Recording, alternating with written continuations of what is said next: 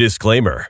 Judge Ron Rangel is providing this podcast and website for educational purposes only, as well as to give the public general information regarding topics related to the criminal justice system. The views, thoughts, and opinions of his guest speakers are the speaker's own and do not represent the views, thoughts, and opinions of Judge Rangel. All rise.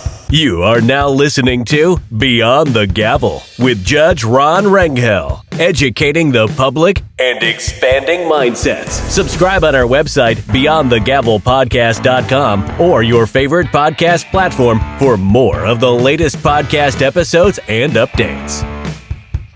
Welcome to Beyond the Gavel with Judge Ron Rangel. I'm your host.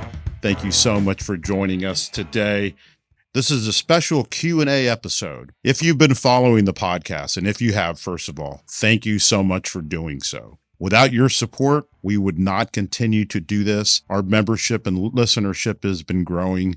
Thank you so much for doing that. Our purpose is to educate the public as to how the system works. And if there's any topic that you, the listener, would be interested in, please don't hesitate to let us know. We'll talk to whoever it is that we think could aid in allowing us to educate the public about any issue, and we'll present it for you on the air. We do have several episodes that we've already scheduled with some very interesting guests, but today we thought we would do something different. Now, during the course of this podcast, we regularly get questions, and we can only answer one or two during each episode, and over the course of time, those questions have been piling up. We're going to dedicate this episode to answering some of your questions and have a little bit of a deeper discussion as to what you, the listeners, are asking. So today, it's just me in the studio. So that being said, let's get right down to it. And don't forget to submit those questions on our website at beyondthegavelpodcast.com. Today is Friday. We're in the middle of a murder jury trial. We had an opportunity after work to come in the studio. This coming weekend is Father's Day and Juneteenth. And so by the time you hear this, those days have passed. I hope all of you had a good Juneteenth weekend and a good Father's Day weekend with your families and made the most of what it is and enjoy those to the maximum. All right, let's get right down to it. First question, what accommodations are there for people in wheelchairs who are picked to be on a jury? When summoned, you'll notice on your summons, if you are summoned in Bexar County, the summons directs you to appear at the courthouse at a certain time. Now, the jury room in Bexar County is located in the basement of the courthouse. When summoned, you will be directed to come directly to the jury room at the Covina-Reeves Justice Center in the downtown area. Now, when you get here, you'll notice Bexar County isn't a lot to accommodate folks who are in wheelchairs. First of all, there is a certain drop-off point on the other side of the courthouse from where the Covina-Reeves Justice Center is at.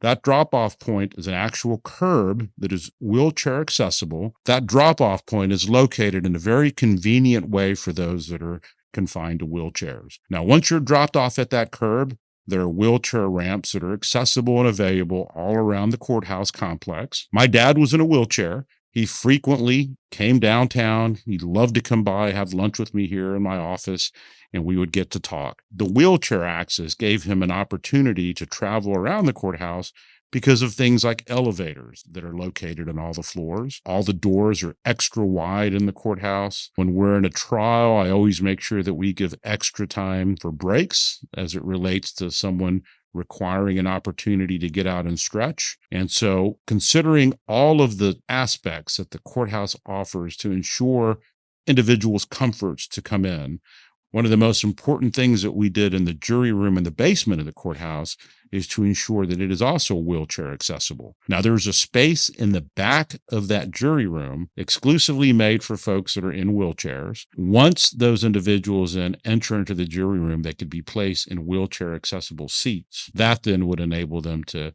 follow whatever the dictates are of their jury service, and places within the courthouse are accessible for them. All right, next question. As a judge, have you ever given someone probation or a fine, and they have come back having committed a horrible crime after being let off? How does that make someone feel in your position? I guess in today's climate, that's probably a pretty common question. The first thing I would ask is, what does it mean to say that someone has been, quote, let off? And I'll give you an example of what I mean by that. The ranges of punishment in Texas vary depending on the circumstance of each individual case. For example, somebody charged with a murder case or an aggravated robbery case or any first-degree felony is looking at a range of punishment that starts at 5 years in the penitentiary up to 99 years or life. Now, that's a huge range of punishment. The reason why the legislature has made such a huge range available to fact finders such as judges and juries is because we need to account for every possible circumstance that applies in each individual case. We not only have to look at the type of crime that was committed, but we also have to look at the way that it was committed. The law says that there are arguably situations where 5 years could be an appropriate sentence in a case. I'll give you an example. Let's say you have a circumstance where there is a husband and a wife that has been married for 70 plus years. The couple is now in their 90s. The wife has developed some sort of illness, some sort of cancer, which is very painful to her and is now at the very last days of her life. The wife, through pain, asks the husband to please consider removing the life-saving procedures that are currently in place. In other words, let's say that the wife is asking the husband to help her with an assisted suicide situation. The husband then, who is in a lot of pain seeing his wife going through this type of a situation, consults with his family, consults with his pastor, determines that it would be the right thing to do, knowing that his wife's life is about to terminate, and then helps her remove the plugs with an assisted suicide. What would be the appropriate sentence in that particular case? Obviously, that would not be a 99 years or life type case. Where within that particular spectrum of 5 to 99 years or life would it be appropriate? And jurors really look at a lot of different things when they determine what an appropriate sentence is. First and foremost, jurors need to look at the heart of the individual defendant that has committed that crime. We've talked a little bit about that in this podcast. Imagine there are all sorts of people that get into all sorts of different types of troubles for all different reasons. And in considering that, it's important that we look at each case individually on a case-by-case circumstance and ask ourselves, what is it that is appropriate in this particular case given these particular sets of facts? Now, judges and juries cannot read into the future. So as a result of that, it's very difficult for us to know whether or not somebody will be let out, get probation, go to prison, come out on parole, and then subsequently commit some sort of crime. It's a very difficult circumstance to predict. The human nature and human mind is something that we can only speculate as to what will happen in the future. So, recognizing that, I know as a judge that every judge is going to be faced with a situation where there is either going to be a plea bargain or a judge on their own sentences an individual to a lighter sentence or to probation. And as a result of that, the person will subsequently be let out and commit some sort of future crime. That is a very difficult proposition for judges to consider. It is a very tough thing to think about. Once, about 10 to 12 years ago, we had an individual in the court who was going to be placed into an inpatient rehab treatment facility because of a heroin drug addiction. Now, this individual then was let out before he was to go into the rehab. The night before he was supposed to turn himself in for the treatment, he overdosed on heroin and passed away. That was a very difficult thing for myself and for the prosecutor to have to deal with. We know that there's nothing that we can do to predict someone's future involvement with drugs, with alcohol, or with crime. All we can do is take each case and do the best that we can. Now, how difficult is it considering the fact that we deal with about 150 defendants every single week for actual case or trial setting? Now, that's not counting all of the other situations that we deal with, things like motions to revoke, things like hearings related to other things. Basically, judges are making decisions all day long, every single week, the entire year. And when one considers that 70% of all crimes committed in a felony court are committed by 7% of offenders, it is not a far stretch to imagine that people that commit crimes subsequently at some point are going to reoffend.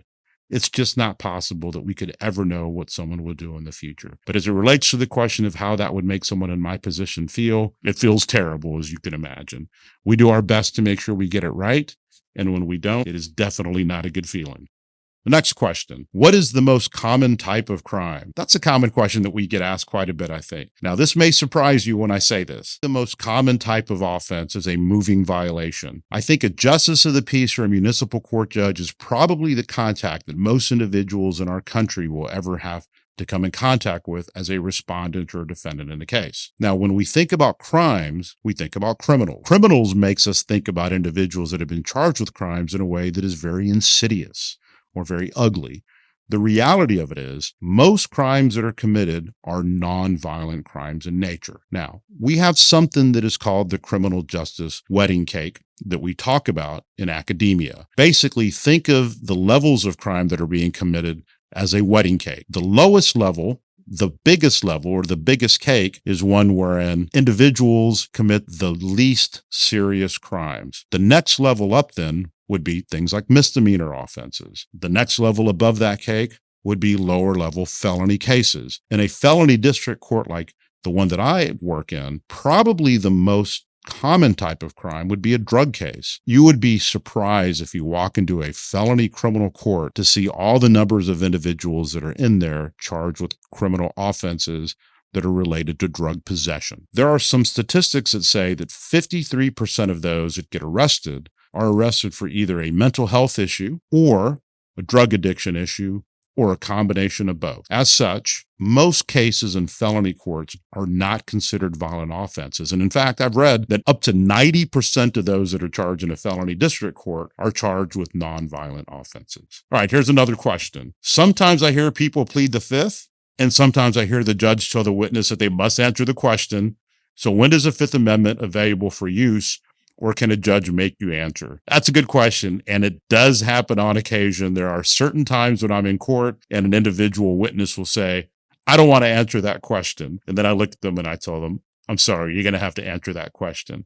And I guess that's what this particular question is referencing. The Fifth Amendment to the U.S. Constitution includes issues related to constitutional rights, things like the grand jury, protection against self-incrimination, which is what this question is asking about. So if somebody is a straight up witness to a case, if somebody is not an actual defendant in a case, but is called as a witness by one of the parties, that person has to answer the question. If they have no knowledge of the question that's being asked, or they have no knowledge of the subject matter of the question that's being asked, then they can say, I don't know. I don't have personal knowledge of what it is that you're asking me. But if they say flat out, I just refuse to answer that question, then the judge can say, sir or ma'am, it's important that you answer this question to make sure that the jury knows what's going on. When does a Fifth Amendment protection against self-incrimination come into play? It comes into play where it's possible that a witness, by testifying, could admit to a certain crime. I'll give you an example. Let's say an individual person calls the police and makes a report of a criminal offense. The police goes out there, they speak to the individual, they take a statement. That witness then comes into court, and one of the parties is thinking that that particular witness is not going to be honest when they're on the stand.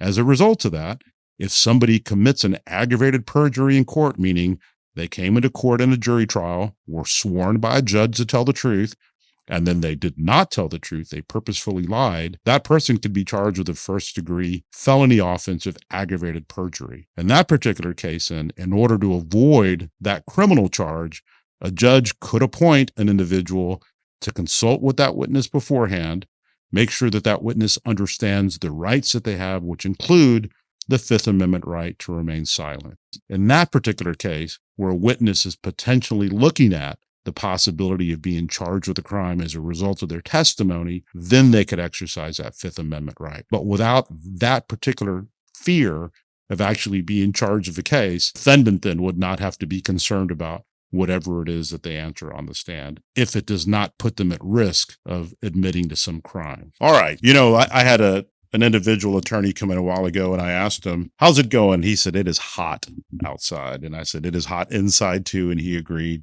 And both of us then at that particular point in time said, thank God we work indoors. So, back to the questions. Do you ever go back and analyze cases that you presided on and wish that you had ruled differently? That's a really, really good question. People always ask me how it is that I could handle cases involving heinous crimes. In other words, how difficult is it for me to sit in court day after day, listen to testimony, listen to evidence, observe pictures or photographs, and deal with cases that involve murder, involve sexual assault, involve all sorts of heinous end results. The first time I saw an autopsy and photographs, it really made me feel ill. It was a very difficult thing for me to consider. And there's been so many cases where people have been injured and they've really, really touched my heart. And they've really, really made me feel sad for not only the individual families that are involved and the people that are involved, but also for society.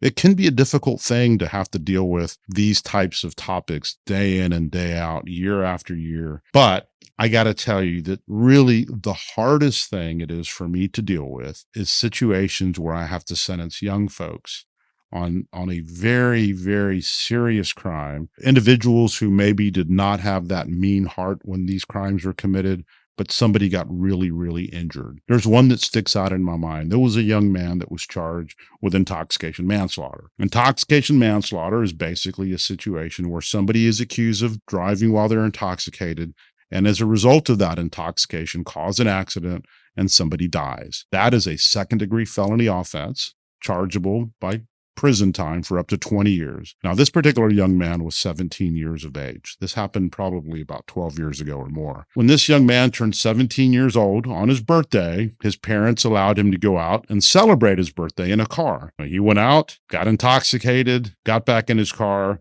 was speeding on a major roadway here in Bexar County, hit a median, flipped his car over and landed on top of another car. That car had 4 young individuals that were just coming back from a high school prom. And so it was very difficult for me to observe those autopsy photographs. It was difficult for the families. Each one of these families indicated that they wanted this young man to basically serve the rest of his life in prison. The young man got before me in a sentencing hearing, read a document which he had prepared, and the language in it was really just beautiful. It really touched my heart. I had to balance between with what it is that society wanted and what society considered to be appropriate in that case. And it was very difficult for me to look into this young man's eyes and sentence him to a significant amount of prison time. Those are the kind of situations which are very difficult for me, cases where I really have to sentence somebody to prison. I have never, ever, ever gotten any joy whatsoever in sentencing anybody to prison, and I don't think it's something that I'll ever get used to. It's a very difficult thing to do. Now, when I was a new judge, I would constantly go back and question myself and ask myself if I could have ruled in a different way. I really don't do that as much anymore. The short answer to that question is yes. There have been numerous times where I wish I could have ruled differently. Now, over the course of time, I used to tell folks that every single time I sentence someone to prison, it is very difficult on me. And over time, those particular sentences do take a toll on your heart. It's very important for judges and those of us that work within the system to take time off and to reflect on what it is that we're doing. I never want to rule in a way that is impulsive. I never want to rule in a way that maybe would be inappropriate because of my own emotions in a case. I always want to ensure that if I ever feel that type of a feeling come up, I do my best to take time. I go into my office, I reflect, I breathe, and I do exactly what I'm supposed to do to make sure that the sentence that I provide is the best sentence available and the best sentence that is appropriate as it relates to the parties. I'm enjoying answering these questions. Let's take a quick break and I'll answer a few more. Welcome to Beyond the Gavel with Judge Ron Rangel. Thank you so much for listening. Guess who I have with me today? Mary Ross. Hello. I would think Everlong would be the best song. What about Taylor Swift? Educating the public and expanding mindsets. Have you heard about the podcast? Have you heard about what's happening with it? Welcome to Beyond the Gavel. This is Ron. Maybe not. We'll see. Thank you for having me. You are a hot commodity in San Antonio, aren't you? I wouldn't say all that. The day has come. You're getting ready to pick the jury. I wanted to be an example. Welcome. This is Ron Rangel. Let me start over on that. Welcome to Beyond the Gavel. This is Ron Rangel. Well, how am I going to open this up? Okay. You are now listening to Beyond the Gavel with Judge Ron Rangel. Subscribe on our website, beyondthegavelpodcast.com, or your favorite podcast platform for more of the latest podcast episodes and updates. Welcome back. Is it possible for a system to be both punitive and rehabilitative? How can convicts become better after prison? All right. Let's start that one off by saying this. Probation is a punishment. A lot of folks say the fact that an individual is not in prison and is free in society is not a punishment. And I'm here to tell you, probation is a punishment. To have to report every single month or more, to have their personal items looked at, to have to go through all the conditions of supervision that exists. And there are about 3 pages that individuals have to sign of different conditions of supervision. That is something that is considered to be a punishment. But probation requires individuals to exert behaviors that are meant to correct bad behaviors or to ensure somebody obtains better habits. Think of inpatient rehab. Think of somebody who has a major drug or alcohol issue, and they must go to a 6-month inpatient rehab to learn how to live and to learn new habits. Think of specialty courts. Specialty courts can be very tough. We hold court every single week in the felony mental health pretrial diversion court that I'm responsible for. In that court, every single week, folks that are involved in the program have to come into court. They got to go through a staffing. They got to talk to me. And when we discuss things, we talk about all the things that they did that week, which are required for them to be successful in that program. The time involved is amazing. These folks have to make sure that they meet with their counselors, with their psychiatrists. They got to go to all sorts of different programs. They got to have jobs. They got to go through alcohol and drug testing. We want to ensure that they're taking the meds that are required of them. So yes, it is possible to be both punitive and to be rehabilitative. Out of all your years of being a judge, what has been the biggest roadblock to justice? Oh, that's a tricky question. More than anything, in my opinion, the biggest roadblock to justice is a lack of understanding as to how our system operates and a failure to recognize the implications of the decisions that are made. Now, that lack of understanding that I'm talking about applies to the general public, it applies to the media, it applies to other branches of the government. Politically, people don't really understand what the system is about. And sometimes I see politicians on TV or I hear politicians speak, and they're speaking in a way where those of us in the system think you really don't understand the nuts and bolts of how the system works. A good example is when folks talk about a sentence wherein a judge may have allowed a plea bargain to happen in a certain particular case. Folks don't understand, and we've talked about it on this podcast, that plea bargains are not specifically what a judge thinks is the best sentence. Plea bargains are what the parties think after a real negotiation, looking at all the facts of that case, figuring out the strengths and weaknesses of each particular side is what is fair. If a judge says, I am not going to abide by your plea bargain and I'm going to reject it, the judge is unable to turn around and sentence an individual to whatever that judge thinks is fair. What happens is the process starts fresh, the parties then renegotiate,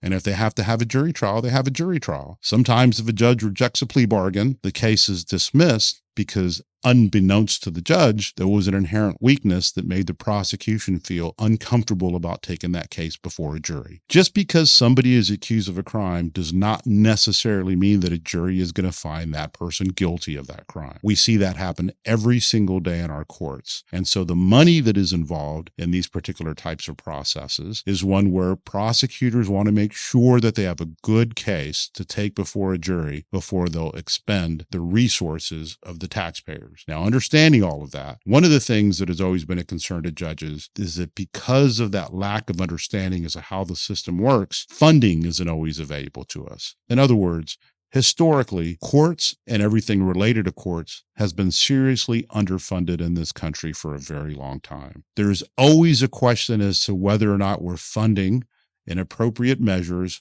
our jails, our courts, probation, and everything related to the system. The system requires a lot of taxpayer dollars. Unfortunately, the system is also competing for taxpayer dollars with other areas that the community deems to be important, things like roads and bridges, things like parks, things that may make our lives better or improve our lives. And so there's always a balance as to what it is that we feel is significant to make the system work effectively. I think that is a big roadblock to justice. Here's another question. Why are some people given bail and some aren't? That's a good question. Probably the first thing for me to do is to define exactly what bail is. Bail is security that is given by the accused to serve as a guarantee that a released defendant will appear at his or her trial. Now, obviously, the arrest of a defendant is going to trigger all sorts of constitutional rights. After an arrest, a defendant must be taken before a magistrate or a judge for what is called a magistration or an initial appearance. Now, the United States Supreme Court has determined that this appearance must occur, this is a quote, without undue delay, which is defined by Texas law as not later than 48 hours after an arrest. Now, several things occur during that magistration hearing. First, the judge should determine that the arrested person is the same person who was named in the complaint. After that, the judge will advise the arrested person of the charge or the charges that are pending against them, and they'll advise them of their rights, such as a right to have an attorney, the right to remain silent, the right to access their consulate if they're not a citizen of the United States, and so forth. At that time, then the judge will ask questions to figure out if the defendant is indigent, which means can they afford an attorney? And if they cannot, then they'll have an attorney appointed for them. Then bail is considered. Now, the law says that when setting bail, a magistrate or a judge should impose the least restrictive conditions to ensure a defendant's appearance in court as required. There are certain things that a judge has to consider when they think about bail. First, how serious is the allegation? In other words, was there a weapon that was used? Was somebody injured? What's going to be the potential punishment? A first-degree felony where somebody's looking at life in prison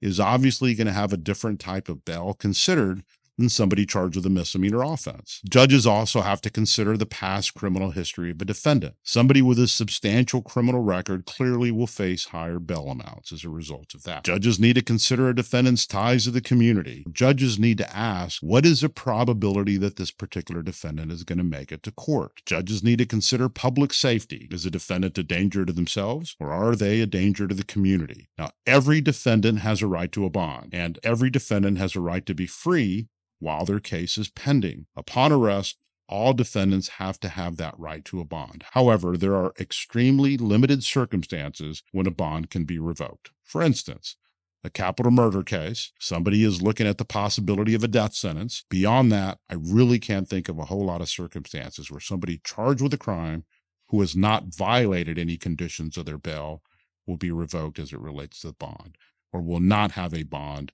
considered for them. That does sometimes bring consternation to folks in society. People say, why is this person out on bail? Why does this person have a bond? And the reason is the law says that they should. All right, here's the next question.